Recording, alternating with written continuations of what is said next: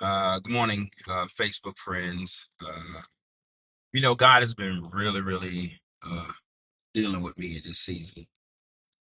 And so, to anyone that's watching this right now who may be feeling overwhelmed, scattered, confused, I want to share something with you that is changing my life right now.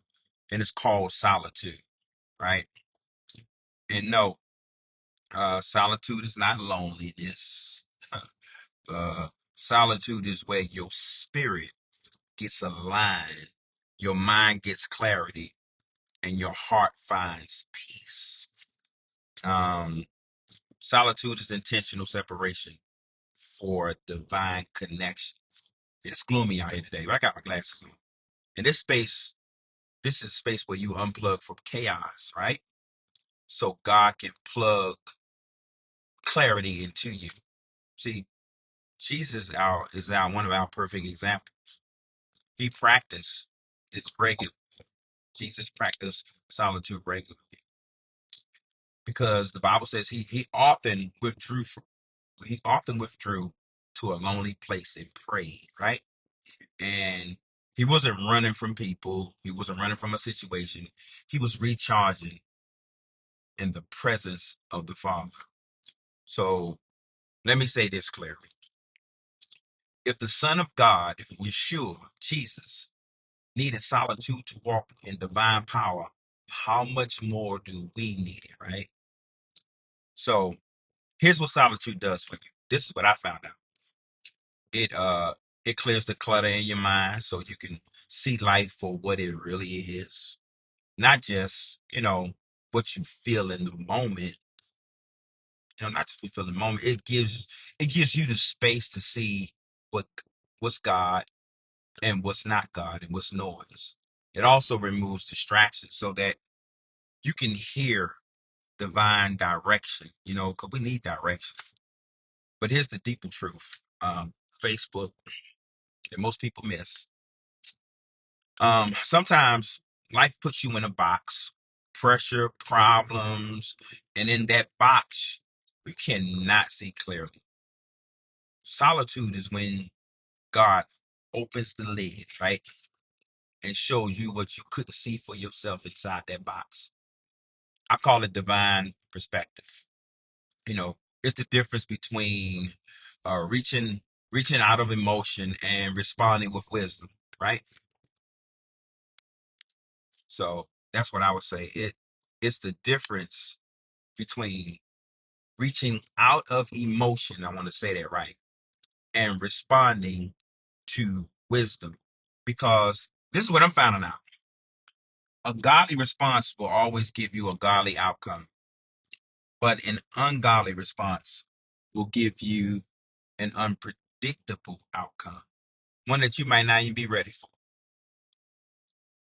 One that you might not be ready for. I promise you that. Um, because I've experienced that for myself.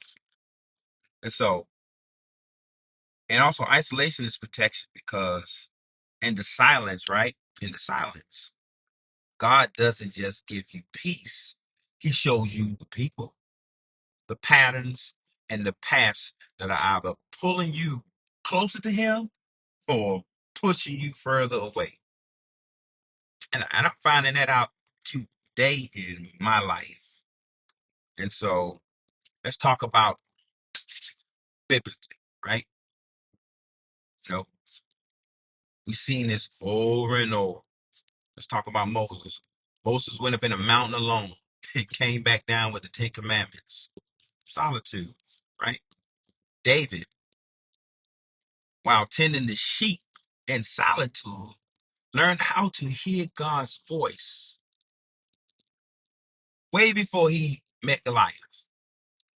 And Elijah found God's voice not in fire, not in an earthquake, not in the wind, but in the still small voice that came when he was alone in a cave.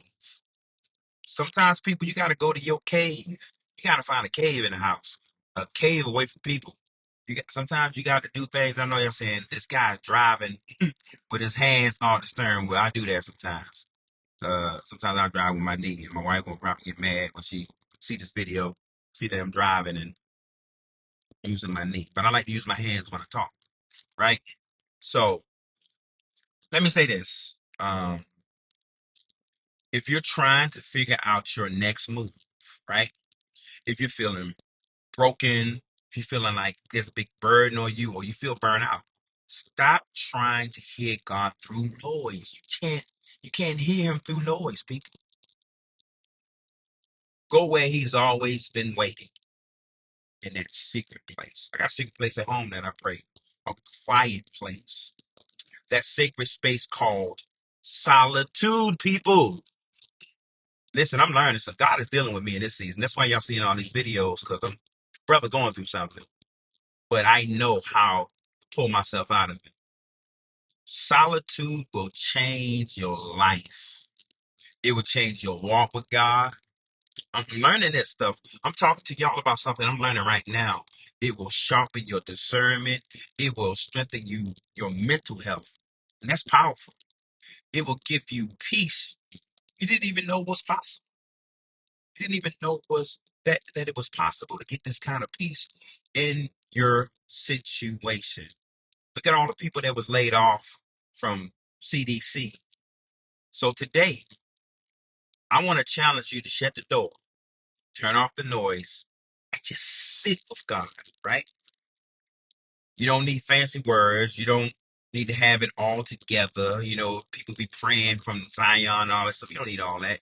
You just need to be honest and say, God, Yahweh, I'm here. And I need you to pour into me.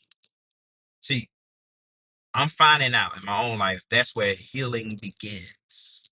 That's where it begins. It's a gloomy day out here today, y'all. That's where it begins, right?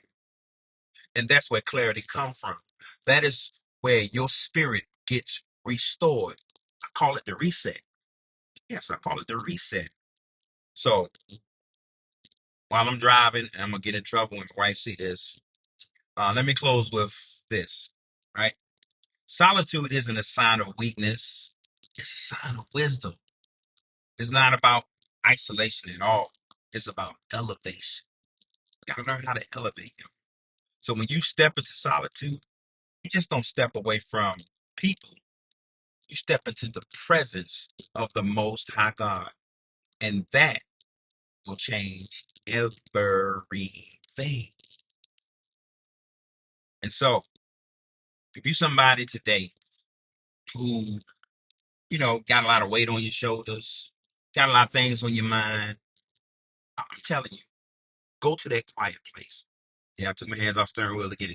Go to that quiet place, and He will meet you there.